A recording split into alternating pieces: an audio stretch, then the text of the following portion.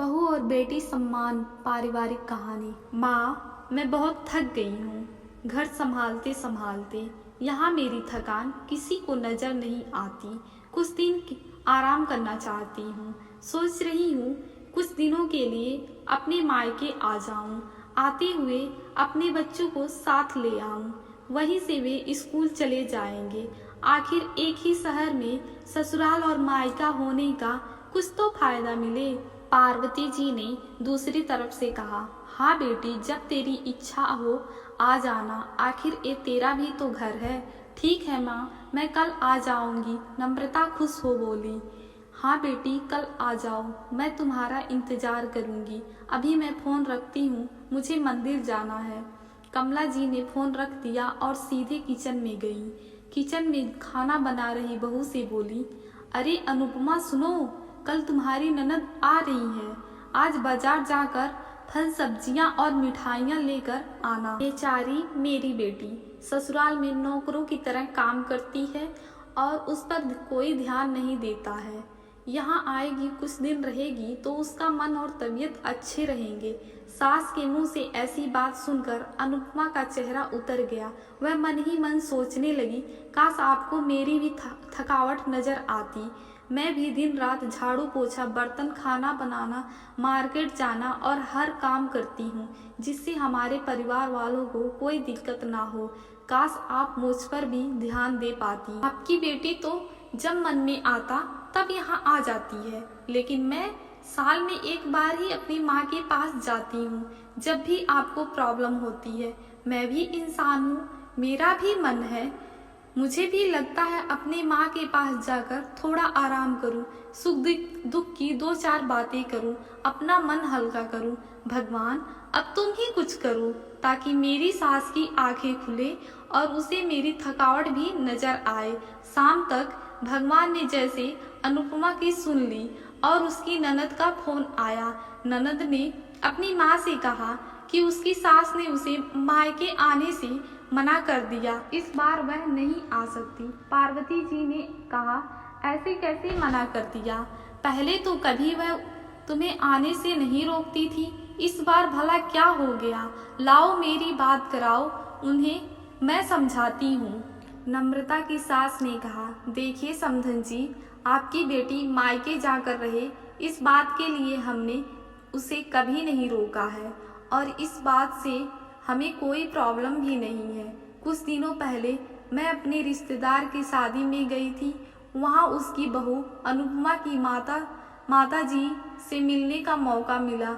उनसे गपशप करने के दौरान उनकी बातों से पता चला कि अनुपमा को साल में एक बार ही अपने मायके जाने को मिलता है और वह बहुत कम समय के लिए। मुझे लगता है आपको पहले अनुपमा को उसके मायके भेज देना चाहिए और वह जब मायके होकर आ जाएगी तो मैं नम्रता को आपके पास भेज दूंगी। एक बहुत ज़रूरी बात जो मुझे लगता है आपको समझ लेनी चाहिए, आपको अपनी बहू को बेटी की तरह या बेटी से भी बढ़कर ज़्यादा प्यार देना चाहिए। उसे भी मायके जाने की इच्छा होती होगी।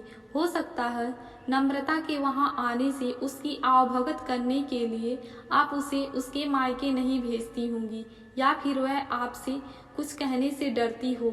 अगर आप उसको घर में कैद कर रखेंगी तो एक दिन ऐसा आएगा जब वह आपके खिलाफ बोलने लगेगी या फिर वह आपकी भी नहीं सुनेगी। जब चाहे तब मायके जाएगी। ऐसी परिस्थितियां आए, इससे अच्छा कि आप कुछ बदलाव अमल में ले आएं, जिससे आपका रिश्ता और रिश्ते की मिठास खराब ना हो। पार्वती को अपने समधन के हर एक शब्द में सच्चाई नजर आई। उन्होंने महसूस किया कि उन्होंने अपनी बेटी के प्यार में अंधे होकर कभी भी अपनी बहू के मन का विचार नहीं किया। उन्होंने हमेशा ही अपनी बेटी को अपनी बहू से ऊपर रखा। दूसरी तरफ नम्रता भी अपनी भाभी के बारे में हो रही इस बातचीत को सुन रही थी। उससे भी रियलाइज हुआ कि वह भी कभी भी अपनी भाभी के साथ ठीक से बात नहीं करती और जब जब वह अपने मायके जाती तो उसकी भाभी थोड़ी उदास रहती। पार्वती जी ने अपनी बहू को बुलाया और उसे कहा कि अनुपमा कुछ दिनों के लिए नम्रता नहीं आने वाली है, इसलिए तुम पहले अपने मायके हो आओ। यह सुनते ही अनुपमा का चेहरा खिल गया, क्योंकि यह पहली बार था जब उसकी सास ने उसको सामने से अपने मायके जाने के लिए कहा था।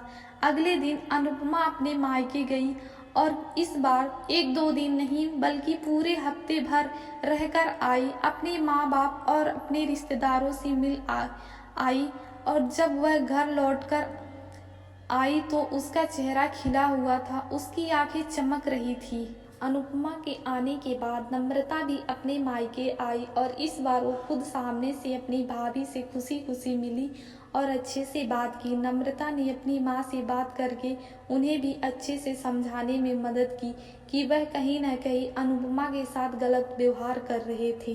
दूसरी तरफ अनुपमा अपने ससुराल वालों के बदले रवैयों से बहुत खुश थी। अब वह खुशी खुशी सबका ध्यान रखती थी और हर काम प्यार से करती थी। वह ध्यान रखती कि कोई अभी ऐसा काम या बात ना करे जिससे वह घर में तनाव का माहौल पैदा करे। पार्वती जी अपनी बहू को खुद ही समय समय पर मायके भेज दिया करती थी।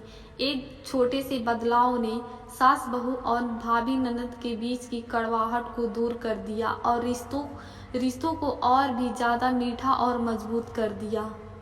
वीडियो पसंद आए तो प्लीज़ सब्सक्राइब कीजिए। धन्यवाद।